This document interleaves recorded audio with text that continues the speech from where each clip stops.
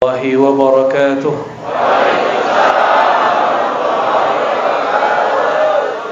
الحمد لله الذي أبرزنا في آخر الزمان من أمة سيدنا محمد صلى الله عليه وسلم، والحمد لله الذي جعلنا ممن فرح بمولد نبينا محمد صلى الله عليه وسلم، والحمد لله الذي هدانا لهذا وما كنا لنهتدي لولا أن هدانا الله. أشهد أن لا إله إلا الله وأشهد أن محمدا عبده ورسوله. اللهم صل وسلم وبارك على سيد الوجود سيد القونين سيدنا محمد وعلى آله وأصحابه ولبيته والمهدي خليفته وسلم. Pak Kiai Lukman yang dimuliakan Allah, semoga tetap istiqomah dalam dakwahnya. Pak Haji Novi, keluarga dan pengurus Syifaul Qulub, ya. Syifa berarti obat, qulub berarti lebih dari satu hati. Berarti hadirnya majelis antum ini semoga mengobati banyak hati-hati yang ada. Amin ya rabbal alamin. Tema kita malam ini mengenai ikhtiar memakmurkan masjid, tempat beribadah kepada Allah dengan zikir, salawat dan ta'lim. Maka ayat yang paling pas mengenai hal ini adalah surah At-Taubah. Innama, ayat berapa itu? Pakai 17 ya. Innama ya'muru masajidallah. Sesungguhnya hanyalah, di situ ada lil hasr. Orang Arab kalau ngomong inna ditambah ma, maka artinya menjadi terbatas, hanya. Kalau cuma inna berarti sungguh, umum. Sekarang disebut innama, sungguh hanya. Ya'muru masajidallah, yang makmurkan masjid-masjid Allah. Man amana billah, orang-orang yang qalbunya ada iman, kepercaya kepada Allah Subhanahu wa ta'ala. Saya yakin yang hadir malam ini semuanya percaya kepada Allah Subhanahu, berarti masuk syarat pertama, karakter pertama, karakter iman. Iman itu bukan baju, bukan kopiah. Iman itu tasdik bil qalb, ada rasa percaya di kolbu. Berarti man amana urusan kolbu. Wal yaumil akhir, dan percaya kepada hari akhirat. Percaya kepada hari akhirat membuat kita kemudian hati-hati. Bab akhirat itu sering kita mulai di dalam sholat kita dengan bacaan Maliki Yaumiddin. Orang-orang yang mengerti ayat ini, dia akan muncul rasa takut atas semua yang dia buat, yang dia makan. Karena Allah lah pemilik hari akhirat. Dialah yang nanti menghisap setiap makan yang kita makan. Itu baju yang kita pakai itu ditanya semua, tuh lama pertanyaannya itu. Antum pakai jam ditanya, handphone ditanya, kopiah ditanya. Yang paling lama ditanya tuh handphone. Buka apa aja, baca apa aja, paling lama dibaca.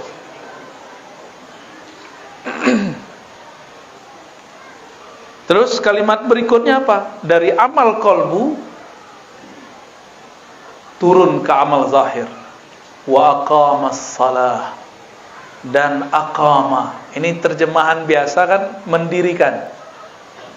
Orang kita ini kalau mendirikan terbayang sama dia bangunan, ya. Aqama itu berarti berusaha menyempurnakan sholat. Berarti dia belum merasa benar-benar sholat, baru berusaha. Kalau orang-orang yang merasa sudah sholat itu munafik. Hati-hati Pak.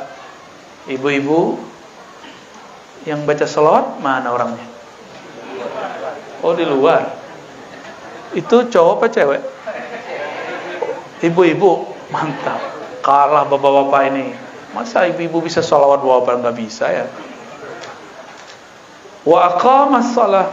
Ini belum, jarang orang memperbaiki terjemahan ini. Bukan memperbaiki, merevisi. Di zaman dulu aqama mendirikan orang faham. Tapi zaman sekarang mendirikan kok mirip dengan mendirikan masjid ya. Beda. Aqama yakni al-kasbu, al-ikhtiyar, al-mujahadah, usaha fi itmamis salawat, untuk menyempurnakan salat. Makanya orang-orang ini tidak pernah merasa salatnya sudah sempurna, dan tidak pernah merasa dirinya sudah benar-benar salat. Karena yang merasa sudah salat itu wailun, fawailul lil musalli. Maka celakalah bagi orang yang merasa dirinya salat. Hati-hati nih, sedikit saja, tipis sekali. Kita kalau sudah merasa salat, terus ada orang dengar cerita si fulan wali Allah, yang pertama kita perhatiin salat dia. Kalau kita nggak melihat secara kasat mata dia sholat, kita bilang, masa wali begitu? Padahal belum tentu dia tidak sholat seperti yang kita lihat. Jadi tolong para kiai, para masyaikh, para tuanku, ya, tuan guru, buya-buya, nerjemahkan aqama itu yang benar. Aqama, berusaha menyempurnakan sholat. Berarti dia sadar sholatnya tidak sempurna. Yang tadi sholat isya, sholatnya sempurna nggak? Khusyuk nggak Pak? Khusyuk apa kusut? Jujur ya, jujur aja lah. Khusyuk apa kusut? Mulai dari awal takbir sampai assalamualaikum, berapa persen dengan Allah? Nabi dalam hadis Tabarani mengatakan di akhir zaman itu sebagian orang cuma dapat bagian sholatnya 10%. Usyur 10. Ada yang dapatnya 1/8. Ada yang dapatnya 1/20, ada yang 1/30, ada yang setengah. Nggak dapat semua. Itulah makna ayat tadi. Tapi orang munafik merasa sholatnya diterima, merasa dirinya sholat. Maka nanti kalau pulang subuh-subuh tuh, itu ujian aqamas salah. Subuh-subuh kita keluar ke masjid. Pas balik dari masjid kita lihat, kok tetanggaku belum bangun ya? Munafik kayaknya. Terbersit rasa sok suci, lalu mengatakan tetanggaku munafik. Kan ada hadis, 2 sholat yang berat bagi orang-orang munafik. Al-isya wa subuh, isya dan subuh. Tetanggaku munafik. Berarti dia udah merasa sholat. Ini gawat itu. Hati Pak ya. Di tahun-tahun sebelumnya cuma karena beda coblosan itu bisa nggak nyolatin sholat orang kalau mati. Ini gawat itu. Itu berbahaya sekali. Di mana ulama-ulama ahlus sunnah saat itu? Bingung saya itu. Saya bingung melihatnya. Tapi mereka pada takut dibentak jamaah. Takut diturunin dari mimbar oleh jamaah. Ya salam. Saya mau tanya sama antum, ada nggak di kitab fikih nyoblos? Ada nggak di Quran beda partai, beda pilihan, beda iman? Nggak boleh disolatin, ada nggak? Menyedihkan sekali. Kemana ulama-ulama ahlus sunnah kita? Semuanya termakan hoax. Yang dulu hoax itu pernah diperlakukan kepada para sahabat Rasulullah, sehingga Sayyidatuna Aisyah perang dengan Sayyidina Ali, Sayyidina Ali perang dengan Sayyidina Muawiyah. Itu sahabat perang karena hoax. Mau nanti diulang lagi 2023, 2024? Beneran? Mau janji? Nih coba ingat-ingat kata ini, saya ulang-ulang dimanapun sekarang. Beda politik bukan beda iman. Coba diulangi. Ya.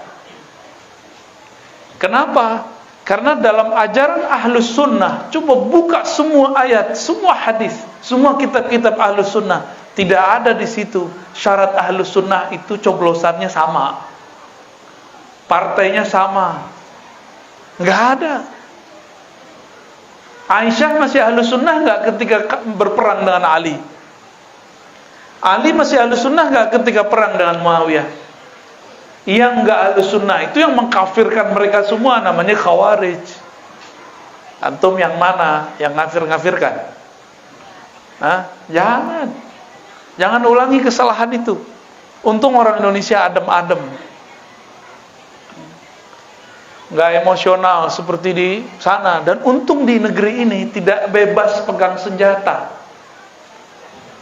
Di Yaman semua orang boleh pegang senjata, udah kayak bawa sendok aja, biasa bawa. Di Mesir boleh. Alhamdulillah di negeri kita dibatasi itu. Dan ini nikmat besar dari Allah Subhanahu wa taala. Wa aqamas shalah, mereka berusaha menyempurnakan salat. Kapan sempurna salat kita? Kapan sempurnanya? Anta'budallah ka'annaka tarah. Engkau ibadah, menyembahnya seakan-akan melihatnya. Jika tidak, yakinilah bahwa dia melihatmu. Ada yang bisa lihat Allah? Berarti yang lihat Allah siapa? Allah juga. Maka anta'budallah itu engkau menyembahnya seakan melihatnya. Engkau melihatnya dengan pandangannya. Jadi siapa yang memandang? Allah juga yang memandang. Karena la tudrikul absar wa huwa yudrikul absar. Allah itu tidak dapat dicapai oleh pandangan orang yang memandang, tapi pandangannya meliputi semua pandangan. Kalau Allah pinjamkan pandangannya itu, sifat basarnya kepada kita, baru kita bisa melihat Allah Subhanahu wa ta'ala.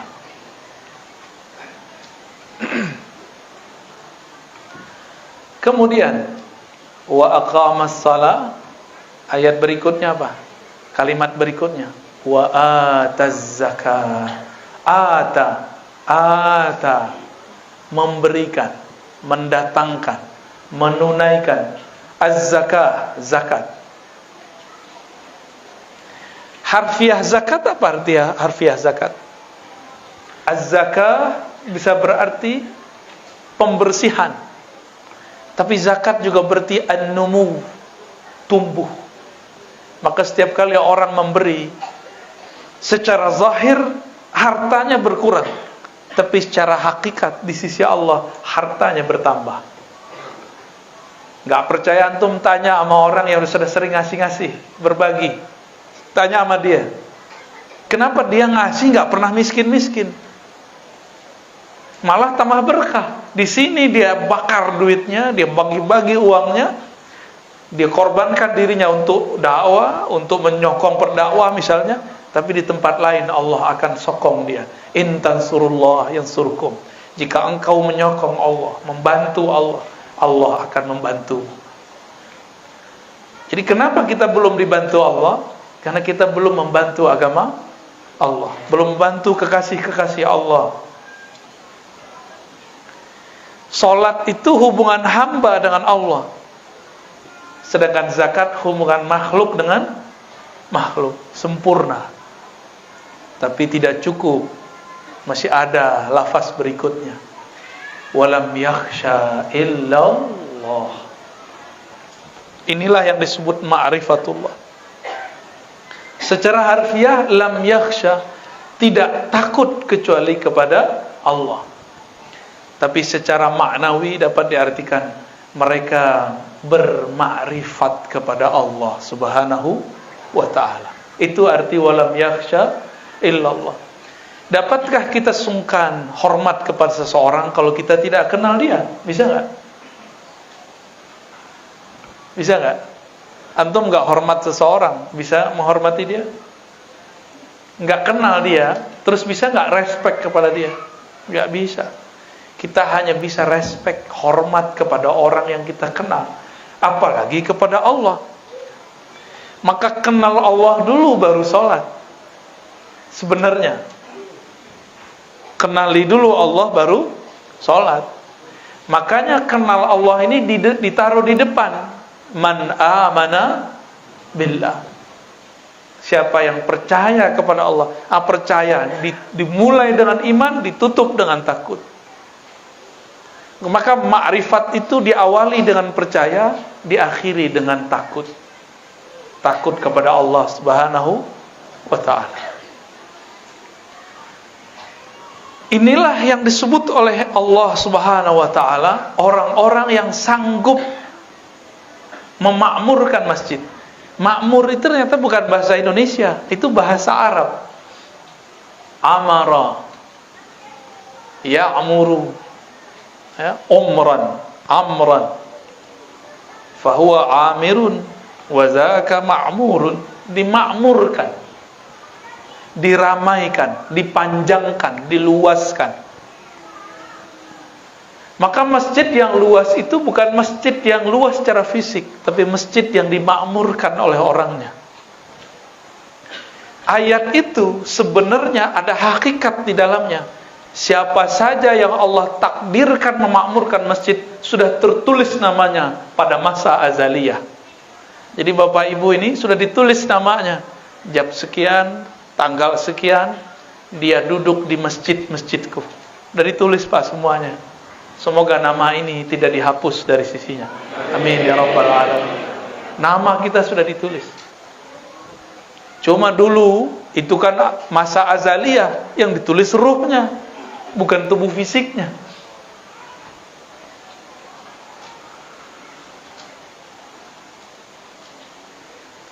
Dalam sebuah hadis Imam Tirmidzi disebutkan bahwa Nabi SAW, kata Abu Sa'id Al-Khudri, bersabda, man i'tada, ya, atau man yata'ahada, ada dua versi riwayat, ilal masjid idza ra'aitumur rajul yata'ahad bil masjid fashhadu lahu bil iman. Jika engkau menyaksikan seseorang yata'ahad, dia terikat oleh masjid, terpikat oleh masjid. Oleh Al-Imam Al-Mubarakfuri, yata'ahad diartikan dua hal: memakmurkannya dan berkhidmah di dalamnya. Nih kalau nggak bisa khidmah besar, ada sampah, ambil, masukin. Al-Imam Al-Bukhari, Imam Salafus Saleh, pengarang Sahih Bukhari, itu imam hebat. Dia kalau jalan, tangan sama kakinya dicium sama Imam Muslim. Gimana? Tangan sama kakinya dicium sama Imam Muslim. Itu imam ahli hadis. Di Indonesia orang cuma sungkem doang sama bapak ibunya disebut syirik. Canggih orang Indonesia ya. Katanya si ustadz ini ikut sunnah. Kita tanya sunnah siapa? Sunnah Imam Bukhari. Padahal Imam Bukhari membolehkan cium tangan dan kaki dalam tradisi orang-orang Bukhara dan Persia. Bahkan tradisi Nabi Sallallahu Alaihi Wasallam. Nabi mengatakan siapa yang khidmah ke masjid, itu maknanya fashhad lahu bil iman, saksikan bahwa dia beriman. Makna kedua, siapa yang engkau saksikan, engkau lihat bahwa dia ini terpikat hatinya di masjid, fashhadu lahu bil iman, maka jadilah engkau saksi bahwa dia betul-betul percaya kepada Allah Subhanahu wa ta'ala. Betapa hebatnya umat Nabi Muhammad, tidak bertemu Nabi Muhammad tapi percaya kepada Nabi Muhammad Sallallahu Alaihi Wasallam. Betapa hebatnya umat Nabi Muhammad, percaya kepada Allah tanpa perlu mengatakan belahlah bulan, tanpa perlu mengatakan panggil tuh pohon bawa ke sini. Gak perlu. Itu cukup di zaman beliau orang-orang Badui, ya. Kita gak perlu begitu. Kita percaya kepada Allah tanpa syarat, karena Allah sudah cukup sebagai syarat dan rukun percaya. Maka apabila kita sudah menyaksikan ada orang khidmah, ada orang terpikat di masjid, kita pun akan mengatakan dia beriman kepada Allah Subhanahu wa ta'ala. Lalu Nabi bacakan ayat ini, surat At-Taubah ini. Bapak, Ibu, Saudara, sahabat dimulakan Allah. Nabi SAW bangun masjid bukan karena ingin saingan. Nabi pun bangun masjid karena menunggu wahyu dari Allah Subhanahu wa ta'ala. Ketika beliau masuk ke Madinah, disebutkan dalam riwayat Imam Tirmidzi, hadisnya sahih, beliau berjalan bersama sepupu-sepupunya dari kalangan orang-orang Madinah. Dulu masih bernama Yathrib. Disambut oleh orang-orang Madinah. Itulah kalimatnya, marhaban ya Rasulullah, selamat datang wahai Rasulullah. Itu kalamnya. Jadi yang kita baca itu bukan kalam dibuat-buat. Itu seakan-akan kita menghadirkan kembali kisah Rasulullah masuk ke Madinah.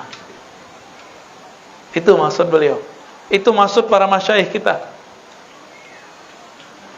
Dan saya sudah sering cerita, ya mungkin teman-teman sahabat-sahabat sudah sering dengar lewat Thariqat Al-Yutubiyah. Ini pengikut Al-Yutubiyah ya. Mursyidnya banyak di situ. Mulai dari yang bersanad sampai tidak bersanad. Nabi SAW ma marra bihajarin wala syajarin, tidaklah melewati satu batu ataupun gunung illa kecuali sallama alaih. Itu batu yang keras, itu pohon yang tidak punya akal, yusallim alaih, mengucapkan salam kepada baginda Nabi Muhammad sallallahu alaihi wasallam. Maka kita malu kepada Rasulullah. Itu pohon nggak punya akal, batu nggak punya fisik seperti kita, masih mau mengucapkan salam kepada Rasulullah sallallahu alaihi wasallam. Betapa kerasnya hati ini, betapa bodohnya kita, betapa lalainya kita. Punya akal, punya gelar, punya ilmu, punya pekerjaan, punya fisik, punya hati, tapi tidak mengucapkan salam kepada Rasulullah sallallahu alaihi wasallam. Malah mempertanyakan khurafat tuh yang meyakini Rasulullah hadir lagi majelis. Ya salam. Yang mengatakan hadir itu kan Rasulullah, bukan kita, bukan Habib Umar, bukan Habib Ali, bukan Habib Fulan, bukan. Yang mengatakan hadir menjawab saat orang bersolawat itu Rasulullah sallallahu alaihi wasallam. Apa kata beliau? Ma min ahadin, tidaklah ada seorang kamu, yusallim alayya, mengucapkan salam kepadaku, illa raddallahu alayya ruhi, kecuali Allah kembalikan ruhku. Bahasa kitanya Allah hadirkan rohku. Hatta arudda alaihi salam, sehingga aku membalas salam-salamnya. Bertanyalah anak pintar, anak cerdas di Palembang, Buya, Rasul kan satu, yang mengucapin salam malam ini aja udah berapa ini? Berapa orang yang hadir Pak Kiai? Enggak sempat ngitung ya. Kita bukan robot ya. Gimana cara membalasnya? Itulah dijawab dengan syair yang antum baca tadi. Tala'al badru alaina. Kita juga baca tadi, dibaca enggak tadi? Anta syamsun, anta badrun. Matahari mengeluarkan pancaran sekali, kena oleh semuanya. Benar enggak? Apakah berkurang matahari dengan banyaknya orang yang mendapatkan cahaya matahari? Paham maksudnya? Itulah makna anta syamsun. Wahai Rasulullah, engkaulah sang pelita matahari, sang surya, yang cahayamu sekali menyembur, sekali keluar, dapat memenuhi semua hajat orang yang berhajat. Jadi nggak usah suuzon, berprasangka Nabi nggak bisa jawab. Rasulullah itu pelita, syamsun. Rasulullah itu bahkan kalaupun gelap, badrun. Apa maknanya? Kalau terang, orang semuanya baik, Rasulullah pelitanya. Kalaupun gelap, masih Rasulullah juga yang memberi syafaat. Itulah makna Al-Badr. Al-Badr itu adalah sebutan Rasulullah yang juga merupakan nama dari Al-Imam Al-Mahdi fi akhir zaman. Apa arti Badr? Dalam gelapnya alam semesta masih ada pantulan cahaya matahari. Jadi cahaya bulan itu cahaya matahari juga, benar nggak? Ini cara memahami imam akhir zaman, ntar. Cahaya rembulan itu cahaya matahari juga. Kapan dia bercahaya? Jika alam semesta gelap. Itulah yang disebut jahiliyah. Dan jahiliyah ini akan terjadi 2 kali. Jahiliyah pra-bi'tsah, sebelum Nabi diutus. Dan ada jahiliyah akhir zaman. Jahiliyah akhir zaman itu udah berkopiah, udah pakai baju koko, udah pakai sarung, tapi nggak mengerti, ya. Udah pakai celana tapi jingkrang, ya. Udah berjenggot, udah semua, tapi dia nggak ngerti juga bagaimana cara berkoneksi kepada Rasulullah Sallallahu Alaihi Wasallam. Itu kalau Nabi ngomong, tidaklah kamu mengucapkan salam kepadaku, melainkan Allah kembalikan, Allah hadirkan, arudda ala ruhi, raddallahu alaihi ruhi, Allah kembalikan rohku, lalu aku membalas salamnya. Masih kurang yakin nama hadis ini hadis Imam Abu Daud, seperguruan dengan Imam Bukhari, menulis kitab judulnya Sunan Abi Daud. Hadisnya sahih. Kalau Nabi ngomong, antum percaya nggak? Kalau antum nggak percaya Habib Umar, boleh, nggak apa-apa. Habib, manusia. Sekarang yang ngomong Rasul, percaya nggak? Bahwa beliau hadir kalau orang mengucapkan salam. Tapi di kolbu yang tidak gelap, di kolbu yang mau menerima Syamsun dan Badrun, kolbu yang tidak menutup kolbunya dari cahaya pelita ataupun pantulan pelita Al-Badar. Maka kalau orang-orang yang kolbunya benar-benar terang, itu disebut nama Rasulullah saat lagi mahal qiyam. Sebenarnya dia nggak tahan untuk menahan kerinduan kepada Rasulullah Sallallahu Alaihi Wasallam. Bapak Ibu yang dimuliakan Allah. Jadi apa ikhtiar kita untuk memakmurkan masjid? Amalannya tadi, ajarkan ilmu iman di sini. Maka harus ada ajaran tauhid, ahlus sunnah wal jamaah. Ada kalimat yaumul akhir, berarti di situ ada ilmu tentang akhir zaman. Harus ada ilmu akhir zaman yang benar, bukan cocok logi. Masih ingat beberapa tahun yang lalu, awal-awal pandemi, kita ditakutkan semua, bukan kita, antum aja ya, aneh nggak takut. Antum ditakutkan semua oleh berita, oleh seorang, bahkan beberapa orang dai yang mengatakan terjadi duhon pada bulan Ramadan pertengahan tahun itu.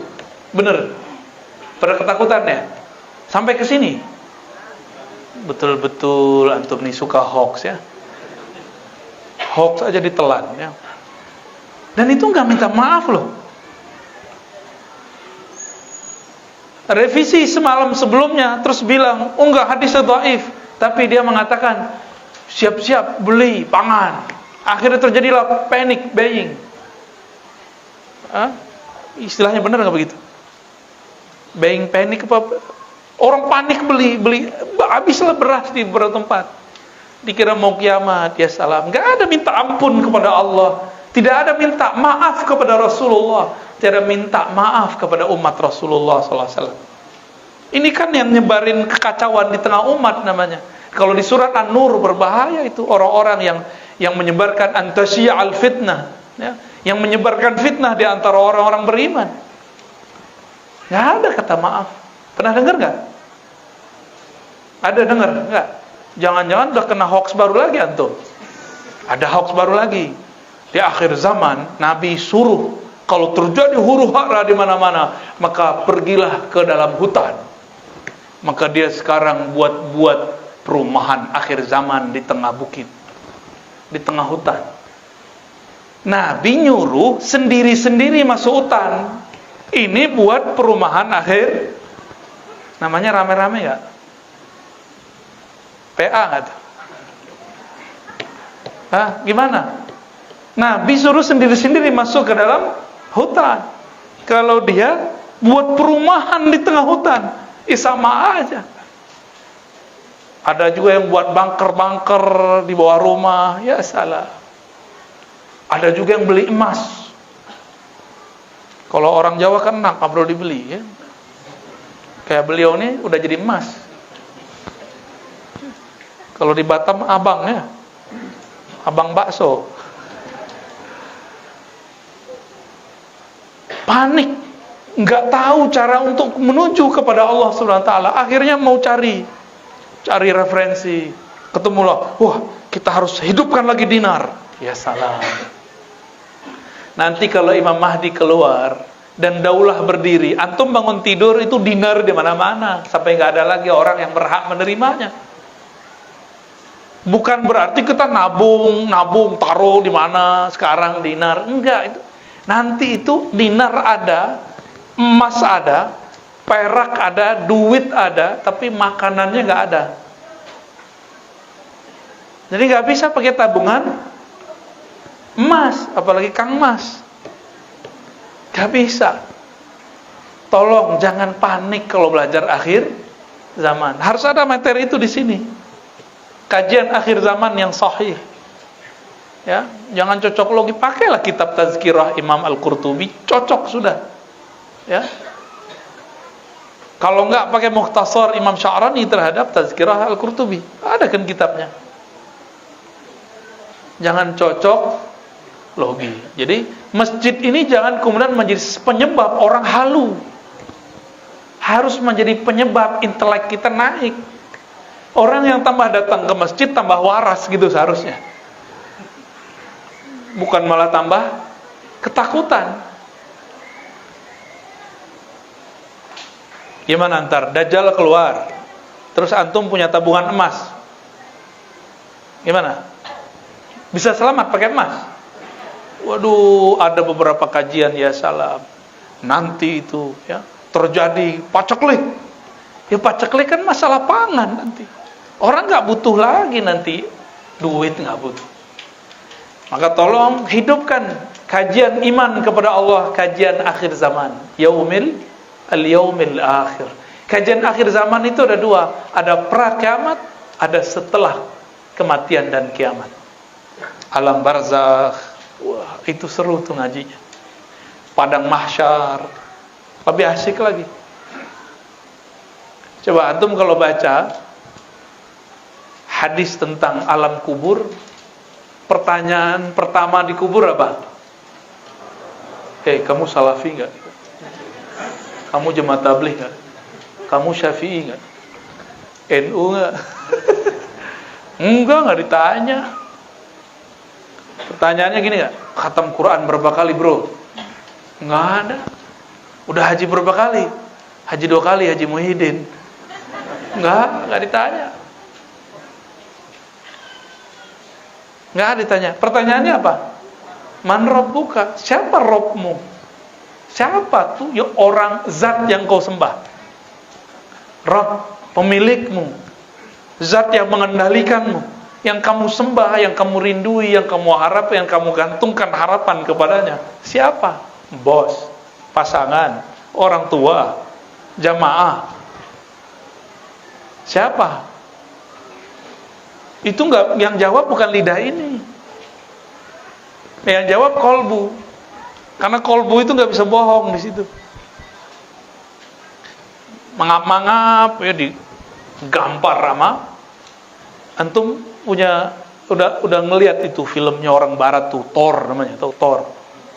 Tuh si Thor tuh punya pentungan, bukan pentungan tuh apa namanya? Hammer.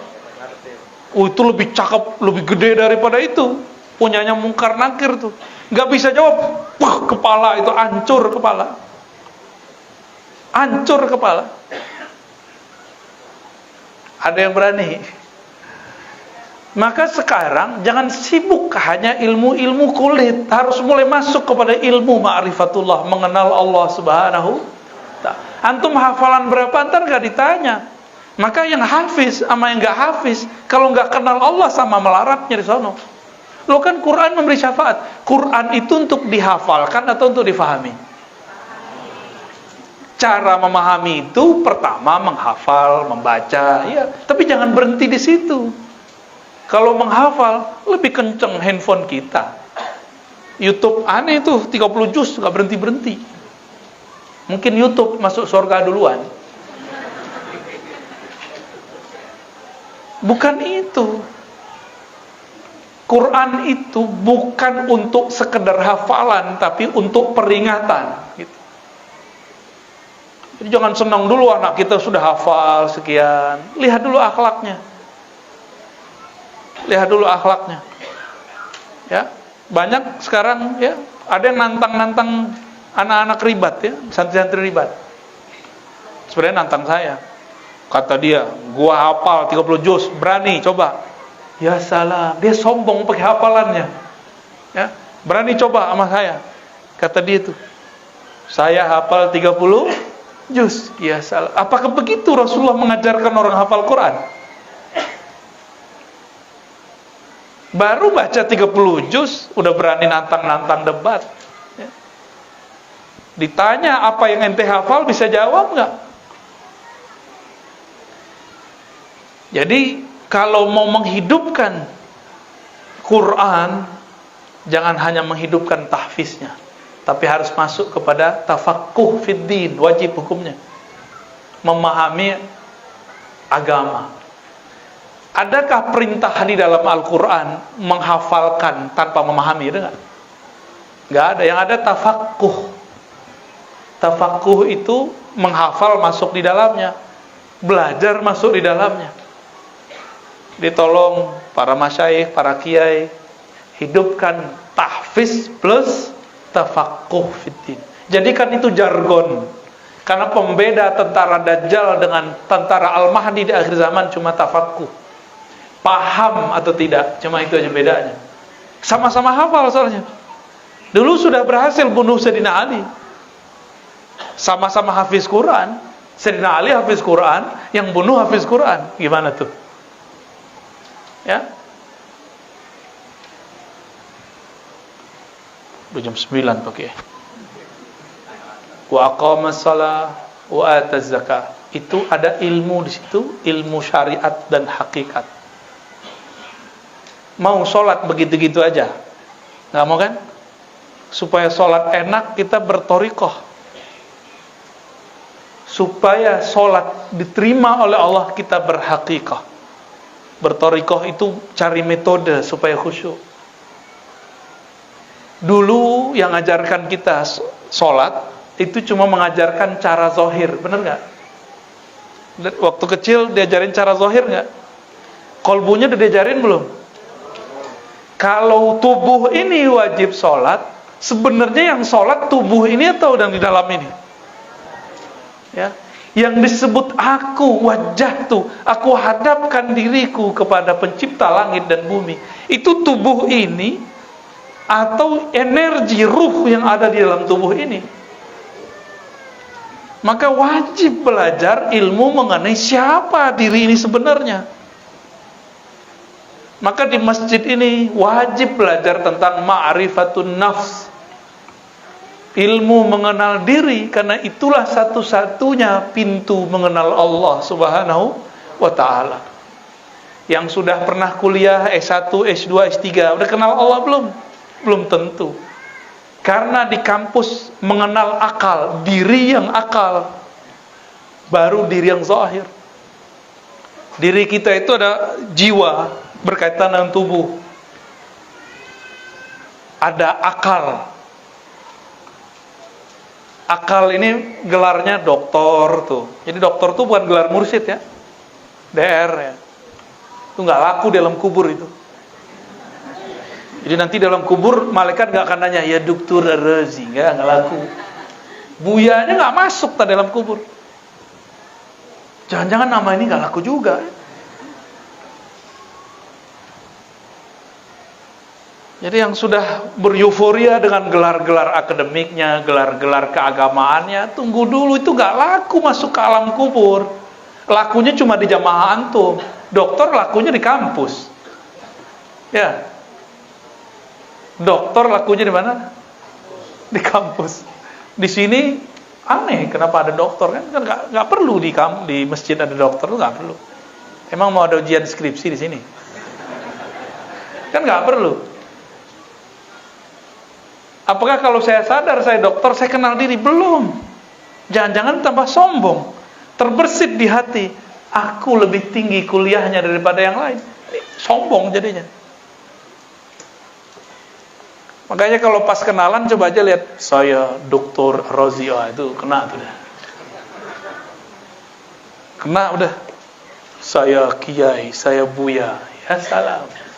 Kalau Bapak Ibu lain, saya Pak Haji, Pak Haji Muhyiddin. Itu sholatnya protes tuh. Gue sholat 5 kali nggak disebut-sebut gitu.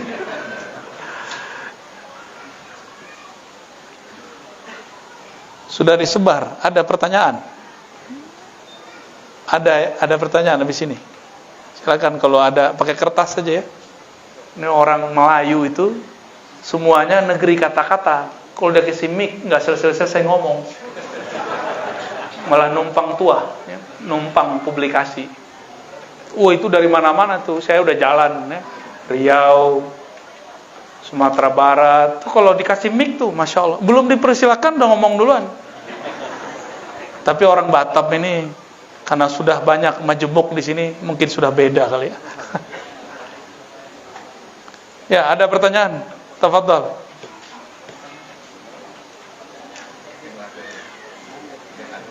Oke, kertasnya di bawah sini ya. Oke. Assalamualaikum Buya, tanya cie. Kau orang magok. Mana yang lebih penting ketoriko yang ada, mursyidnya, daripada yang katanya ta'lim wa ta'lim, yang kebanyakan orang menyebutnya juga bertoriko. Yang bagus itu yang mursyidnya ada ta'limnya, gabungan. Kalau bertorikoh itu cuma zikir, wiridan, ijazahan, iblis lebih hebat dari kita. Karena iblis punya wirid, semua wirid ahli langit. Jadi setan itu, iblis itu dulu namanya, pangkatnya itu Azazil. Dia bertugas sebagai penjaga surga. Maka orang-orang penduduk langit, malaikat-malaikat itu kaget, kok ada makhluk yang zikirnya bisa menyebut semua zikir-zikir dari langit pertama sampai langit ke-7. Ini rahasia. Kitab-kitab zikir yang ditulis oleh para ulama, itu Allah izinkan ruhnya masuk ke alam langit, disebut malakut. Makanya turun, ruhnya turun, fisiknya di sini. Turun jadi hizib, turun jadi ratib. Karena nggak boleh orang buat zikir sendiri. Dia itu ngambil zikir dari sana. Semuanya sumbernya dari Rasulullah sallallahu alaihi wasallam. Maka Nabi SAW mengatakan, zikir yang sering dibaca oleh makhluk di langit, Subhana zil izzati wal jabarut, ada. Subuhun kudus Rabbuna Rabbul malaikati war ruh, Subhana rabbil azim wa bihamdi. Itu semua zikir-zikir alam malakut. Dari langit pertama sampai langit kesekian. Ini rahasia Allah itu. Itu iblis udah ngelewatin semua. Antum kalau cuma belajar zikir, sombong nanti. Terus merasa, orang kalau belajar zikir itu nanti sakti loh. Serius. Sakti aja. Airnya jadi obat. Bisa jalan di atas air. Kadang-kadang bisa terbang tanpa sayap.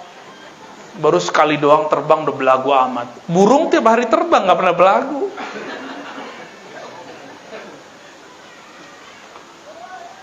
Jadi yang mana yang bagus?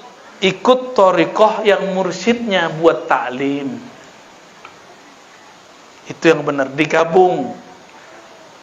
Mursyid ini bertingkat-tingkat juga. Dokter aja bertingkat kok. Ada dokter umum, ada dokter yang sudah spesialis. Ada dokter yang mall praktek, ada nggak? Bener kan? Ada dokter-dokteran, ada juga ya. Ada ngangkat-ngangkat dirinya sendiri jadi dokter, ada juga. Ada yang cuma baca Tibun Nabawi, terus udah jadi kayak dokter, mendiagnosa penyakit orang. Baik, gitu ya. Yang bertanya cie.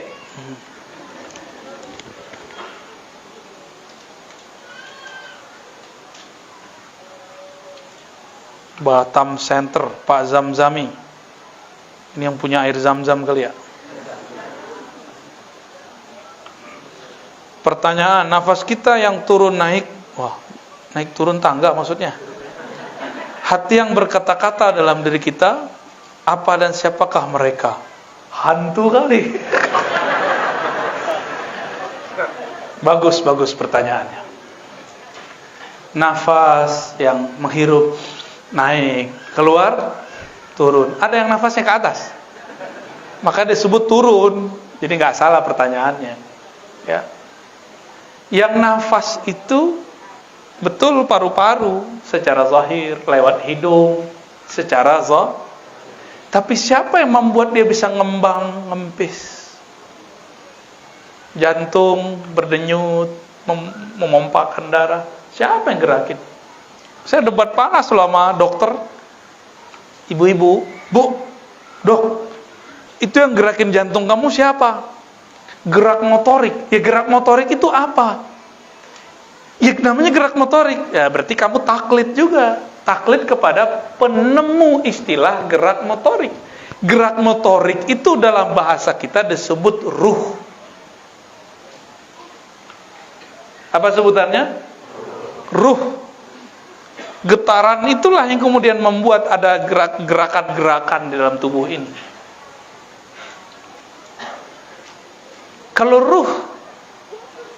ruh ini Pak ditiup oleh Allah. Hembusannya, ruh itu hembusan Allah, bukan zat Allah ya. Jangan salah paham. Ada yang mursyid salah paham sama saya. Dikira ruh itu dia pakai ibarat rokok dipotong dua. Oh, kamu meyakini ruh itu potong dua ya? Separuh Allah, separuh kamu. Loh, itu dalil rokok, gak ada dalilnya. Kalau di Quran surat Sajadah, surat Shad, surah Al-Hijr, nafakhtu fihi min ruhi. Aku hembuskan ruhku, hembusanku. Aku tiupkan hembusanku. Bukan zatku. Tapi hembusan itu bersumber dari zatnya. Karena sengaja Allah Subhanahu wa taala menitipkan itu ke dalam diri ini. Faja'alnahu sami'an basira, karena hembusan itu manusia dapat mendengar. Jadi yang mendengar itu si ruh tadi. Yang melihat itu ruh tadi. Sayangnya ruh ini tidak diberi kesempatan melihat lebih luas. Dia cuma diberikan kesempatan melihat pakai mata.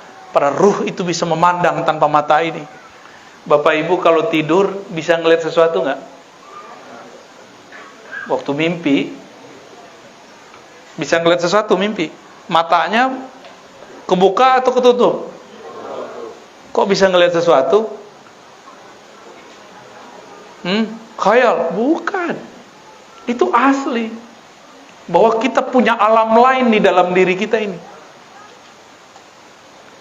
Kalau lagi dikejar anjing, si guguk dalam mimpi, lari nggak? Itu nyata berarti. Dalam mimpi ditinggal kekasih, nangis nggak? Maluluang. Bener nggak? Saya waktu kecil, saya mimpi mak saya meninggal. Tapi meninggalnya baru 2 tahunan sebelumnya. Kebetulan kita ada keluarga sebenarnya di sini, cuma nggak pernah ketemu ya. Insya Allah ketemu nanti, insya Allah.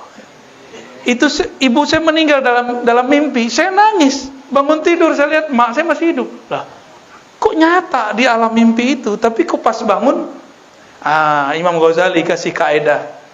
Kalau orang masuk ke alam malakutnya, itu alam malakut namanya. Kalau enggak alam carut marut. Maka di saat itu dia memandang apa yang dia pandang di dalam itu zahir, nyata.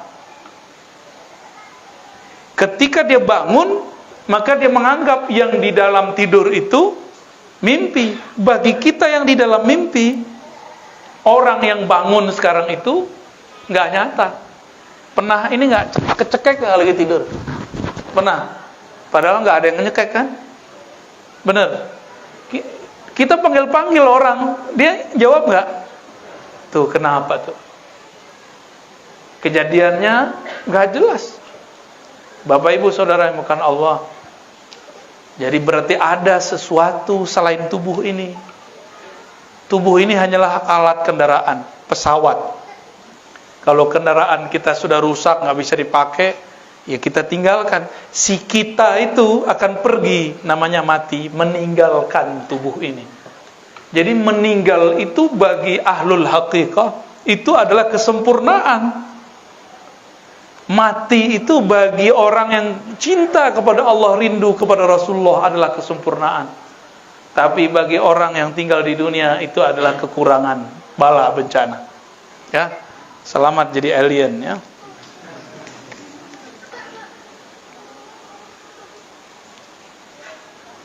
Ana pribadi belum mengetahui pengajian ma'rifat. Apa langkah usaha ana agar bisa mempelajarinya dengan sungguh-sungguh? Mohon petunjuk. Kalau mau jadi dokter, kemana? Ke dukun. Kemana kalau mau jadi dokter? Kuliah kedokteran. Kalau mau jadi arsitek, kemana? Ke pesantren. Kalau mau jadi ahli agama, kemana?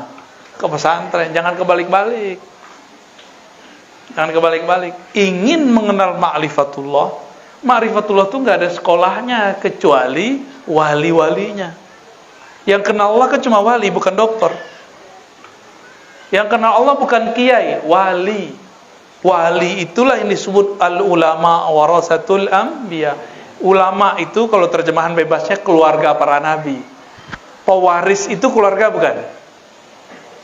Maka ulama itu adalah keluarganya para nabi. Selamat kalau jadi ulama. Nabi itu di dalam dirinya ada nubuwat. Nubuwat itu artinya ma'rifatullah fi qalbih. Ma'rifat Allah dalam kalbunya. Maka sebelum Nabi Muhammad, siapa saja yang kenal Allah, dia nabi. Siapa saja yang kenal Allah, dia nabi. Setelah Nabi Muhammad wafat, setelah beliau muncul, la nabiyya ba'di, tiada lagi nabi setelahku. Hatta law nazala sayyidina Isa fahuwa waliyun min awliya'i ummati sayyidina Muhammad. Kalau Nabi Isa turun, pangkat kenabiannya tidak dipakai lagi. Beliau statusnya sebagai wali. Dipanggil tetap Nabi Isa. Cuma tidak berlaku kepada umat Nabi Muhammad sallallahu alaihi wasallam.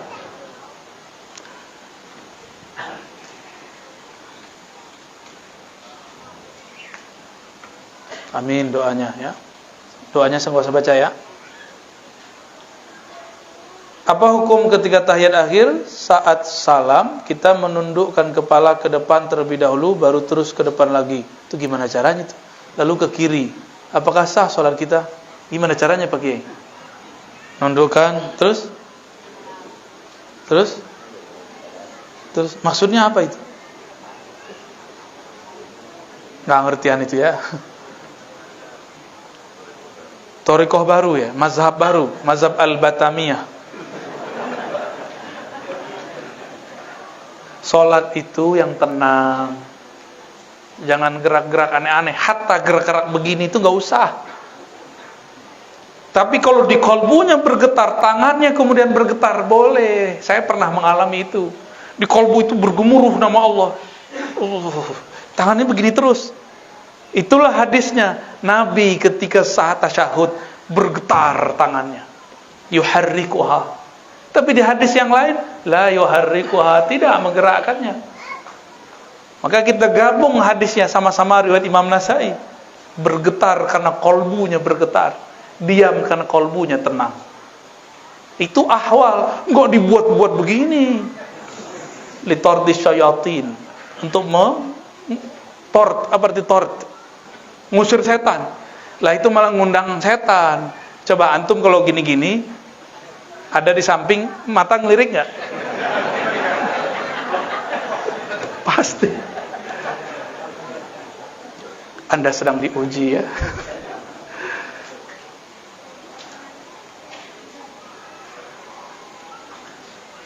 Bolehkah kita menyiapkan? Pertanyaannya dari ibu-ibu toh ya. Apakah boleh menyiapkan makanan untuk suami yang sedang junub? Emang tangan ikut junub?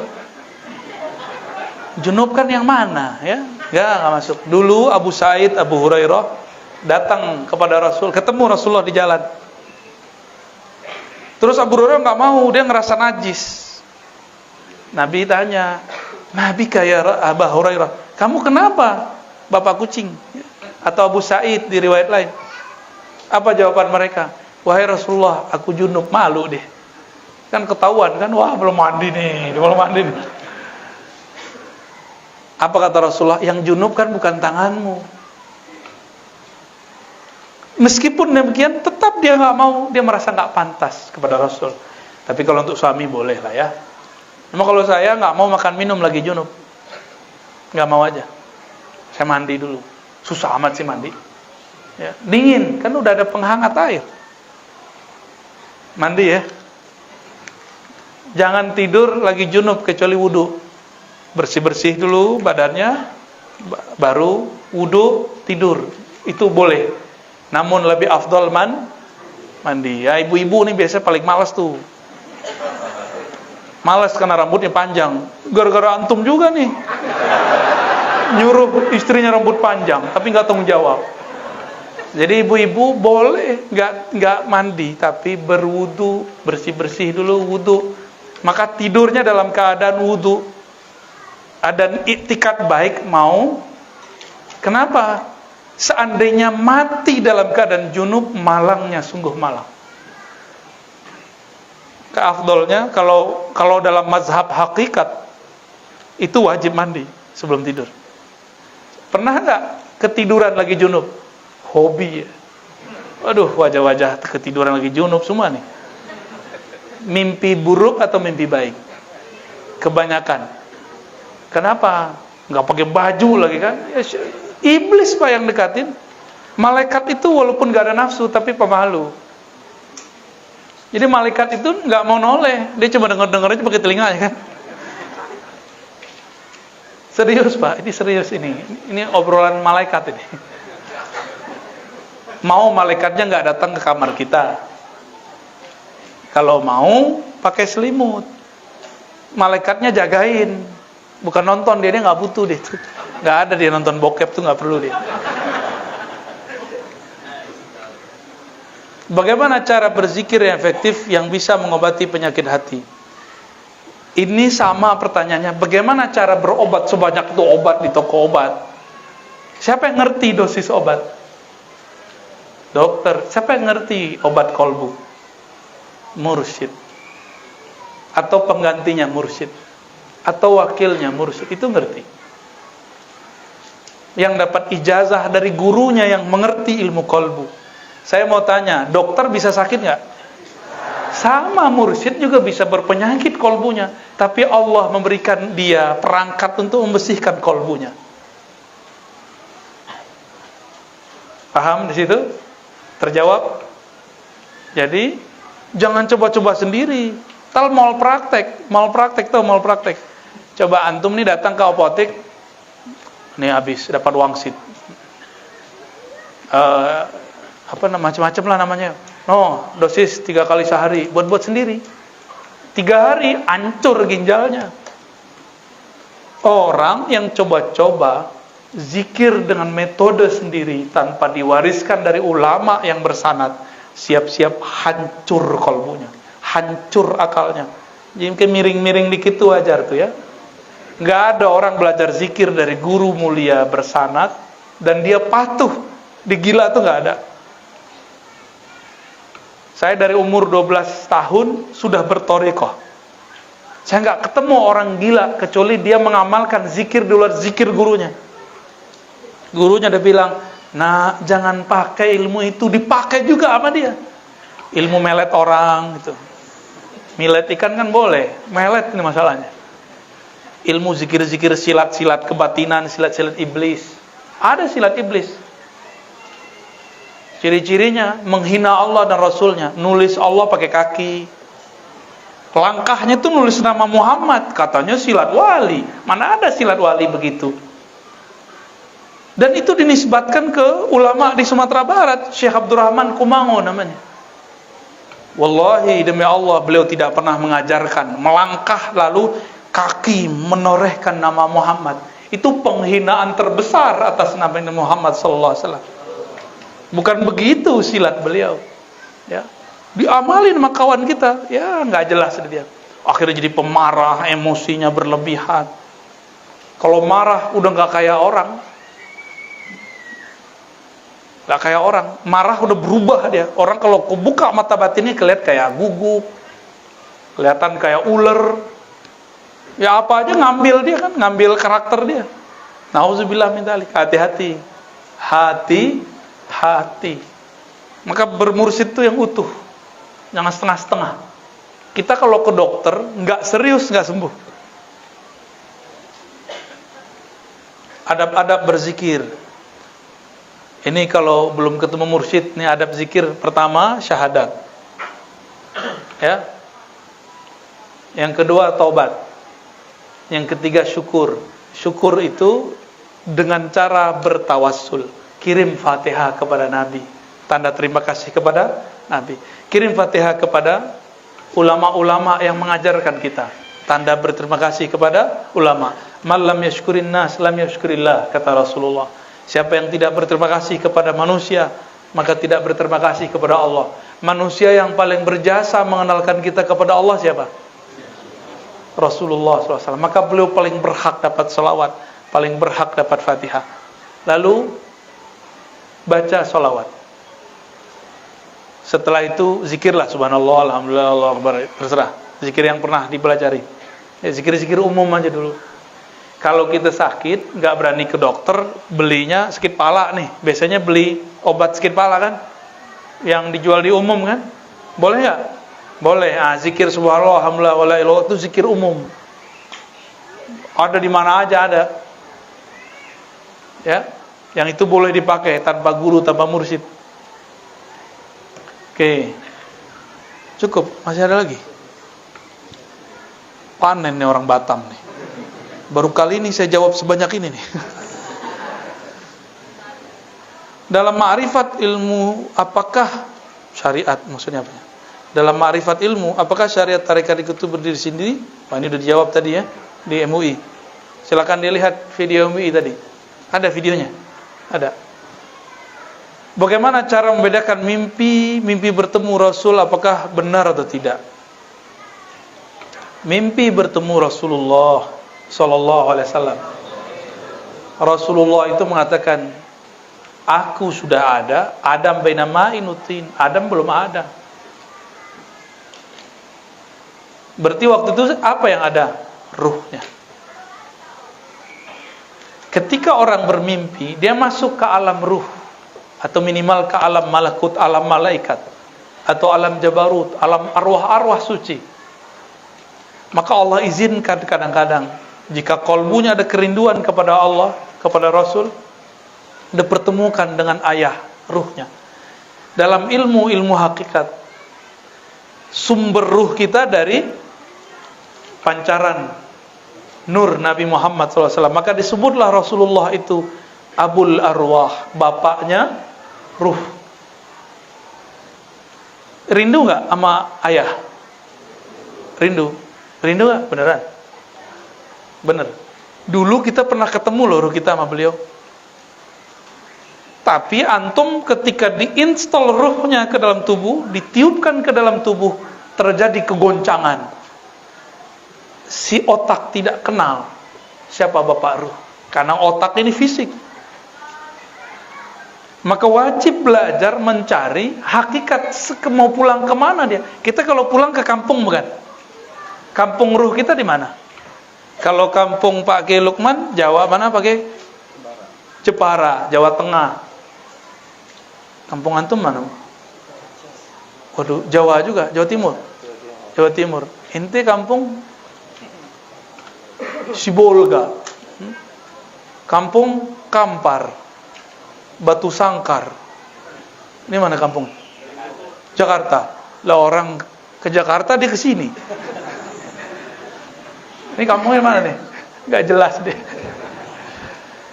Rindu nggak pulang kampung? Kalau ada yang bayarin tiket pulang pergi gratis, mau nggak? Mau? Dasar matre.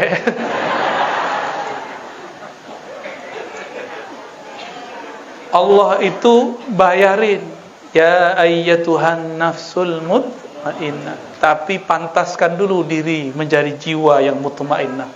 Siapa mutmainnah? Yang kenal nama-nama Allah.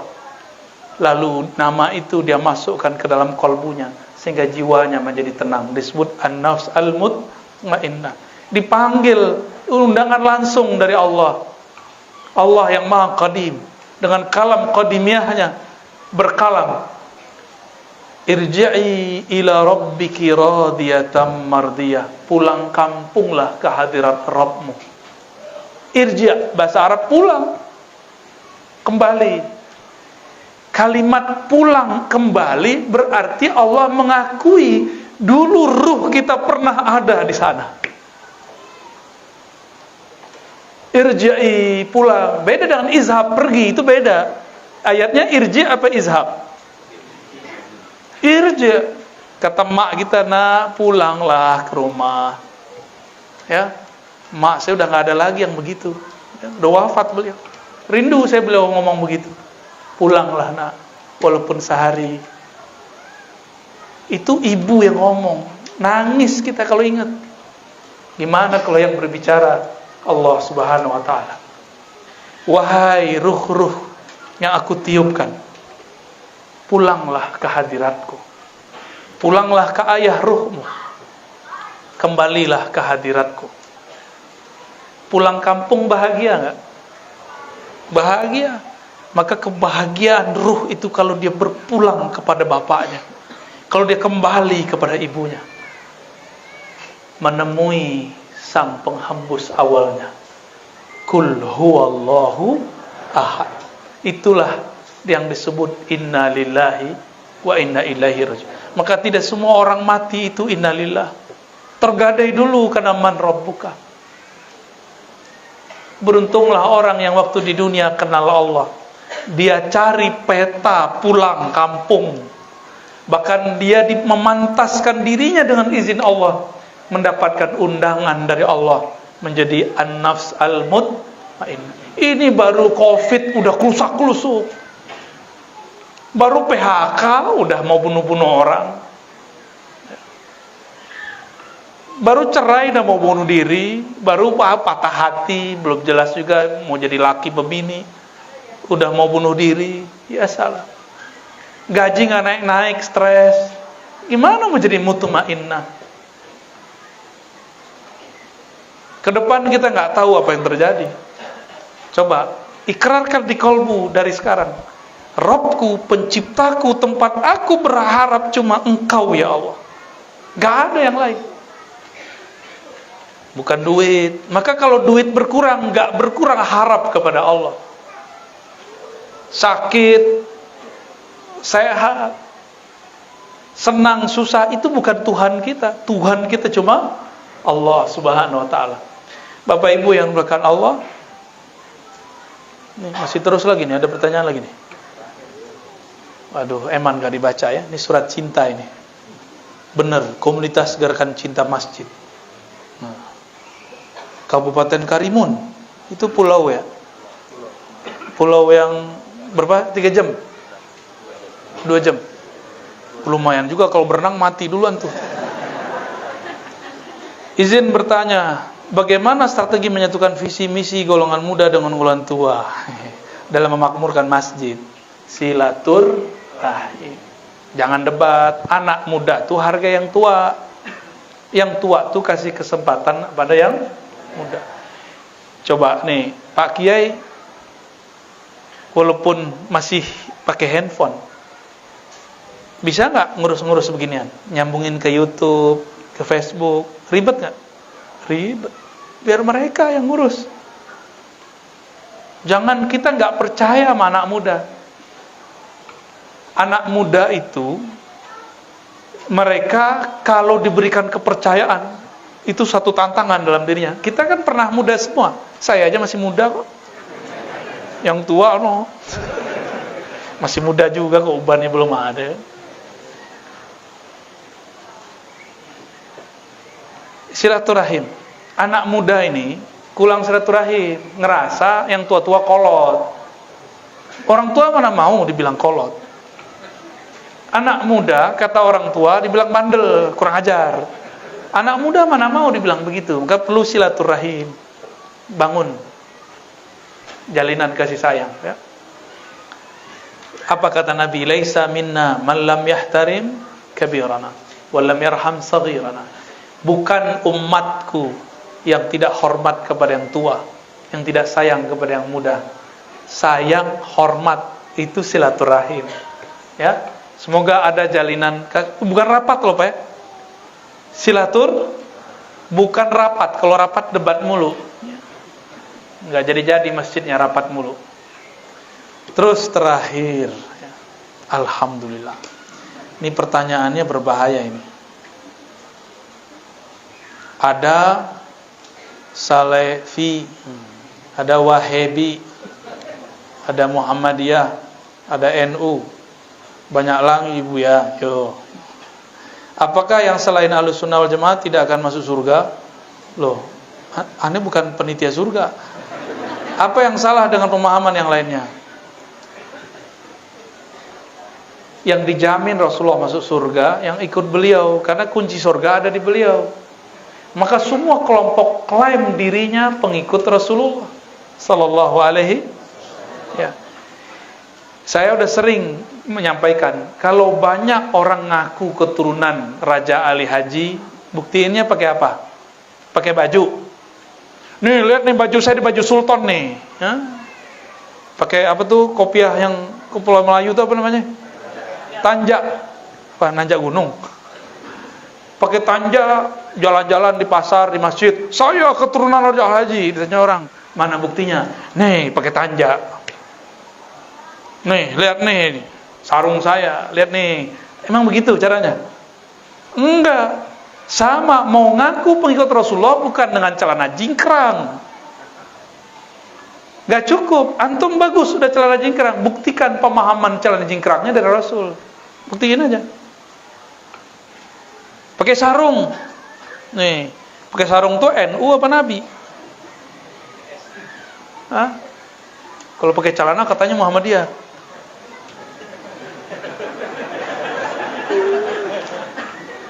Lah, gak ada. Itu celana sama sarung udah ada sebelum NU Muhammadiyah.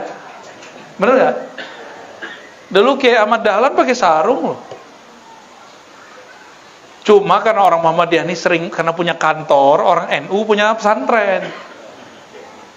Orang Muhammadiyah gak nyaman pakai sarung ke kantor. Paham? Saya pernah ngisi kajian di pusat kajian Muhammadiyah. Celana saya kotor, kebetulan di tas ada sarung, saya ganti sarung, diketawain sama pengurusnya. Lah, nggak salah ente. Loh kenapa? Kok pakai sarung? Ini Muhammadiyah, dia bilang gitu. Aneh tanya, ini sarung udah ada sebelum Muhammadiyah ente. Kejadian juga tuh ya. Pernah juga sebaliknya, saya pakai celana di majelis thariqat. Dikritik habis-habisan, ente suul adab. Masa ngimamin pakai celana? Kayaknya emang saya salah kostum 2 kali itu ya. Saya tanya sama dia, Syekh, ente mursyid ya? Kalau ente mursyid, ada nggak kewajiban sholat atau syarat sholat diterima pakai sarung? Enggak. Oh ya udah. Kan ilmu thariqat itu untuk mengetahui sholat diterima apa enggak. Saya mau nanya, adakah ajaran dauh para masyayikh dulu, taklim-taklim mereka yang mengatakan sholat kalau mau terima pakai sarung? Yang ada sholat kalau mau diterima tutup aurat, benar enggak? Sah namanya. Diterima nanti kolbunya urusannya. Selain Ahlus Sunnah, mampir dulu ke neraka. Nah, masalahnya orang yang sudah ngaku NU, Muhammadiyah, Salafi, benarkah mereka ini Ahlus Sunnah? Tinggal cek sanadnya ada nggak, nasabnya ada nggak. Ngaku habaib tapi nggak punya nasab, bisa nggak? Modal hidung mancung, dia nih mancung lumayan, tahu-tahu Batak. Ya. Orang Batak tuh senang loh disebut Batak. Ya, tapi kalau di beberapa kampung Batak loh itu ngejek tuh. Ya, padahal Batak itu keren. Ya. Horas, bah. Ya. Kira-kira seperti itu ya. Punyakah sanad? Dan ternyata kita baru saja mengkaji di MUI tadi. Ternyata ulama MUI-nya tawadu ya, alhamdulillah. Mau dengerin saya yang masih bodoh ini. Masih kecil, mereka kan tua-tua semua tuh. Ya, mau dengerin kita yang masih bocah kecil, alhamdulillah. Ya, kita berbagi. Dan saya sampaikan bahwa pembuktian klaim itu nggak cukup dengan berbaju, berpakaian. Cukup itu dengan nasab. Ini sekarang nih terakhir. Ini teman saya yang hidung mancung nih, kita kasih dia serban, kita kasih dia gamis, kasih tongkat, Habib. Jadi Habib langsung nggak dia dengan baju begitu? Tanya dulu, fam ente apa? Ada nggak namanya di Robito Alawiyah? Ya? Kalau nggak ada, itu namanya Habiban, Mbeb panggilannya. Ada orang ngaku dengan sarungnya bahwa dia ahlus sunnah. Ada yang ngaku dengan celana jingkrangnya dia ahlus sunnah. Sama, buktiin aja sanadnya dari mana. Ini ada di kitab bahwa kalau berpakaian terus jingkrang. Itu kitab, sanad memahami kitabnya mana, itu yang kita maksud, bukan nomor kitabnya. Jadi bedakan dalil dengan sanad memahami dalil. Itu dua hal yang berbeda. Dan Imam Ibnul Mubarak mengatakan al-isnad minad-din. Berguru bersanad itu separuh agama. Jadi yang hijrah, perhatikan guru kita siapa, jangan ikut-ikutan. Tanya ke batin kita. Kok saya hijrah malah tengkar sama saudara, nggak baikan sama teman, musuhan sama orang di masjid. Ini hijrah apaan? Rasulullah itu hijrah ke Madinah baik-baik dengan ini, baik-baik dengan itu. Bukan hijrah model celana, bukan, nggak ada Nabi hijrah begitu. Ini berkali-kali kita sampai biar jangan gagal fokus. Soalnya Pak G nggak berani bilang, nggak berani kan nyindir-nyindir jingkrang kan nggak berani dia. Kalau saya kan dulu pengamal Pak saya dulu. Ada 2 tahun celana saya jingkrang dulu. Tapi bertambah gak iman? Enggak nambah. Malah tambah sombong. Kalau ada imam masjid celananya di bawah mata kaki, itu saya jadi imam. Malah gitu. Wallahi saya dulu pernah begitu. Waktu kita mau ngisi kajian di Mampang, Jakarta, saya telat. Masbuk, orang udah selesai semua. Kita satu rombongan, tebak celana di bawah mata kaki. Jenggot lumayan ada jenggot, tapi nggak cukup. Saya pakai kopiah, tiba-tiba ada yang nyelonong dari tempat wudhu, celananya jingkrang, nggak pakai kopiah, jenggotnya lumayan, tapi panjangan saya. Dia merasa, komat. Horor amat nih imam. Cuma karena celananya jingkrang, dia merasa aja berhak jadi yang ustadz kan saya di situ. Ego kita muncul tuh. Tapi saya istighfar, ya Allah, ampun ya Allah. Saya yang komat. Itu cara saya menghabisi ego itu. Saya ketawa dalam hati. Dulu gua begini, ya Allah. Saya malu di situ, ya Allah, dulu saya begini, ya Allah. Dia baca Allahu Akbar, ya Allahu Akbar. Tambah ketawa, sholat kalau ketawa saya nggak bagi. Jadi ketawa itu saya tahan sampai pengajian mulai, baru saya keluarin ketawanya. Bapak Ibu yang bukan Allah, semoga kajian ini diridai oleh Allah. Semoga nama kita tidak dihapus dari majelis-majelisnya. Semoga nama kita dikekalkan dengan nama nabinya, Nabi Muhammad sallallahu alaihi wasallam. Allahumma bihaqqi sayyidina Muhammad. Ya Allah, dengan hak kemuliaan Nabi Muhammad, maka muliakan kami yang hina ini, ya Allah. Ya Allah, bisyarafi sayyidina Muhammad, dengan kemuliaan Nabi Muhammad, maka angkat derajat kami yang hina, yang rendah ini, ya Allah. Ya Allah, binuri sayyidina Muhammad, dengan nur cahaya Nabi Muhammad. Maka terangi kalbu kami yang gelap ini ya Allah. Ya Allah, Engkau maha tahu isi kalbu kami. Kalbu kami sangat keras ya Allah. Disebut nama Rasulullah kami tidak tersentuh ya Allah.